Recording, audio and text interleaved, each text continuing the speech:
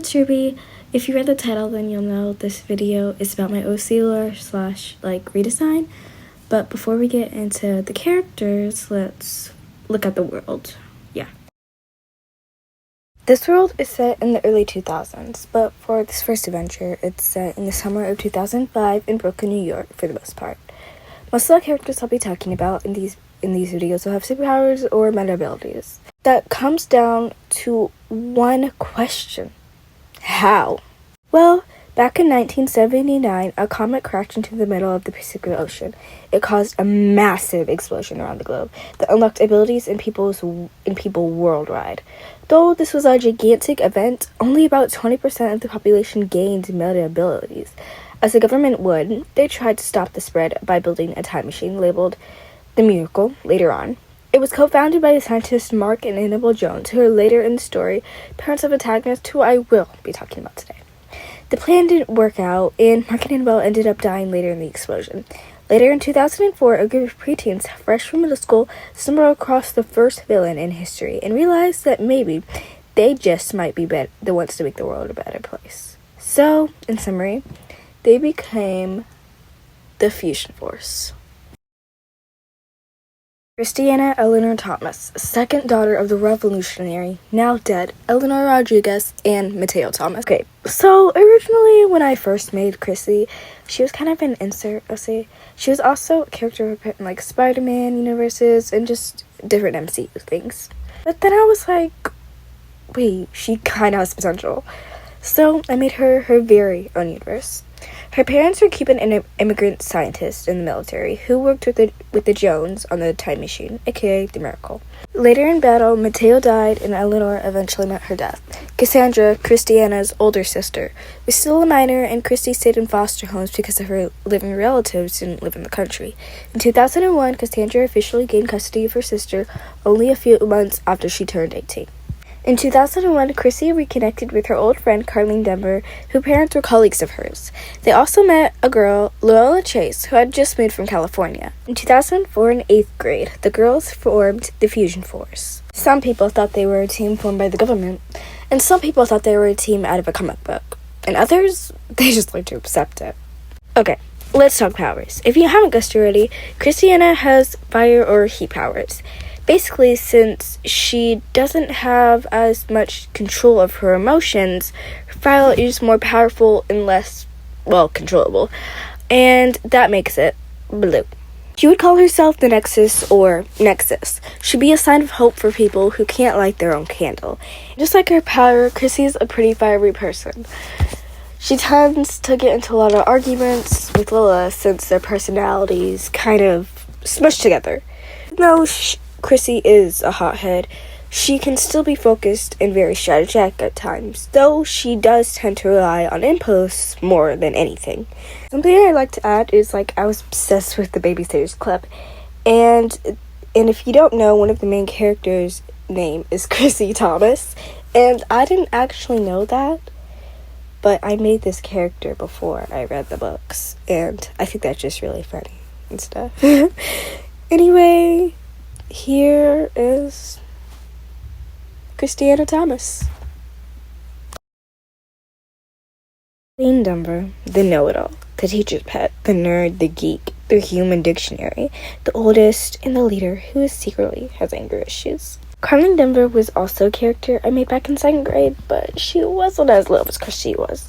She only got one comic and showed up a few times in Chrissy's. Anyway, think Dick Grayson, but Twilight Sparkle, and a little bit of Klondike Wolf. Now, Carlene is what I call a cursed character. Whenever I draw her, it takes so long to make her face look right. It annoys the heck out of me. As I said earlier, her parents were colleagues of Chrissy's. Her dad, Chris, was in the army later, who died in the same war Mateo did. Carla was close with her dad, and if you're trying to bring some up, she dismisses them. Mother Camila was a biochemist who retired after her husband died, but now works at a volunteer clinic. That's how Carlene develops her love for plants and animals. Oh yeah, Carlene can create any plant she wants. The only downfall is that it depends on the environment. She's the leader of the Fusion Force and goes by Flora as a superhero. And as you can guess, she rather goes on statics than emotion. Carla has a code.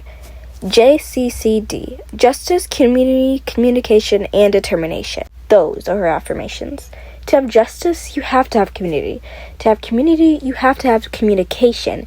To have communication, you have to have determination. That's what she's going to believe as long as she's alive. And she stands by that. Anyhow, here's my baby, Carlene Denver. Lola Chase, Miss Popular, prom queen, effortlessly gorgeous.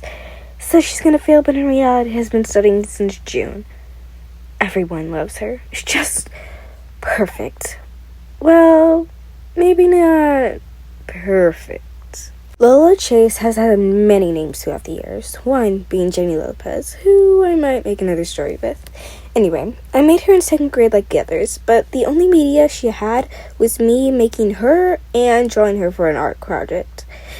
Unlike the others, she's popular and she feeds off compliments, but she's not one to be a bully. She makes jokes in serious situations and is often in trouble. Her mother, Willow, was a famous actor in the 80s. She moved to Hawaii, things happened, and 9 months later, Willow was born. Being an only mother wasn't for her, so she settled in California while looking for jobs, and failing to find any. After that, she headed off to New York, where Lola met Carla and Chrissy. Though Lola may seem energetic all the time, she's pretty exhausted. Mother struggles to clean and leaves most of the housework to her. So it's kind of like wake up, school, superheroing, go home, clean, eat, sleep, repeat. And if I had to be honest, Lola is definitely one of my favorite characters, and I've drawn her quite a lot. Her powers are water, and they depend on her hydration. Lola doesn't drink water for a day. Not just her powers, but she will feel weak inside. So even though she really hates it, she tends to drink water more than the average person a day. Superhero, she goes by the name Aqua. By the people who support Fusion Force, she's a big fan favorite. Here is Lola Chase.